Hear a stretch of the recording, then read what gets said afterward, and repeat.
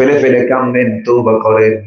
সন্তান ডেলিভারি হওয়ার 2 দিন 3 দিন 4 দিন পরে নয়, মাত্র একটা দিন পর নবীর কাছে এসে দ্বিতীয়বারের মতো বলছেন, হুজুর সন্তান ডেলিভারি হয়ে গেছে, আপনি আমার উপর আইন কার্যকর করেন। কার ভয়ে?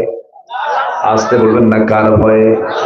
আসামি ধরাও লাগে না, আসামিকে জেলখানা দেওয়া লাগে না, আসামি নিজেই হাজির হয় বিচারকের সামনে বিচারের জন্য, একমাত্র কার ভয়ে?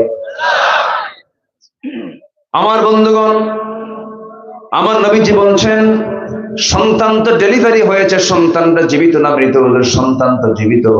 হাউলাইনি কামিলাইন, 2টা বছর দুধ তোমাকে খাওয়াতেই হবে, তার হক তোমার স্তনে আছে, যাও দুধ পান করাও। হুজুর বাঁচবো কেমনে, তার গ্যারান্টি কি? রাসূল বলছেন, দোয়া করি তোমার জন্য। মহিলা চলে গেলেন, সন্তানকে দুধ পান করানো শুরু করলেন।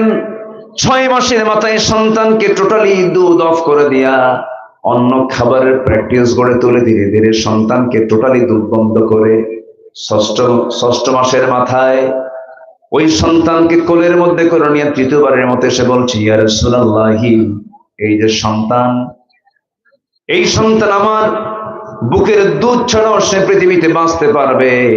অন্য খাবার খাওয়া সে শুরু করেছে, শিখতে পেরেছে, শিখে নিয়েছে, আমি ছাড়াও সে বাঁচবে পৃথিবীতে। দয়া করে আমাকে আজকে আর ফেরত দিবেন না, আজকে আমার উপরে আপনি আইনটা কার্যকর করে দেন, বিধানটা কার্যকর করে দেন। আমি চাই আমার জেনার শাস্তি দুনিয়াতে হয়ে যাক, আখিরাতে আমি জেনাকারীর কাতারে যেন না দাঁড় হই, এই জন্য দুনিয়াতে আমি শাস্তি পেতে চাই। কার ভয়? আসতে বলবেন না, কার ভয়? আল্লাহর ভয়।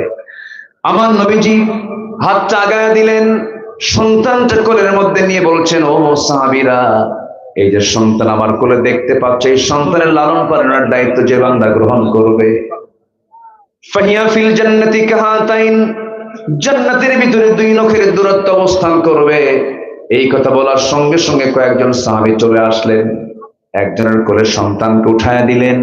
উঠায় দেওয়ার পর আমার নবীজি বললেন, যাও এই মহিলাকে নিয়ে যাও, নির্দিষ্ট আইন অনুযায়ী বুক পর্যন্ত পুঁতে রেখে এটাকে পাথর মেরে শেষ করে দাও। জিনার শাস্তি ইসলামে আছে না নাই বলেন? আছে। এই শাস্তি দিয়েছেন যিনি, তিনি আমার কে বলেন? বান্দার প্রতি বান্দার দয়া বেশি না আল্লাহর দয়া বেশি? এই সমস্ত আইনের বিরুদ্ধে কথা বলার মতো কিছু কুলাঙ্গান আমার দেশে আছে না নাই বলেন? বলে যেটা তো মধ্যযুগীয় আইন, মানুষকে কতল করা, হত্যা করা, এটা মধ্যযুগীয় আইন, অনেক বড় অপরাধ এটা।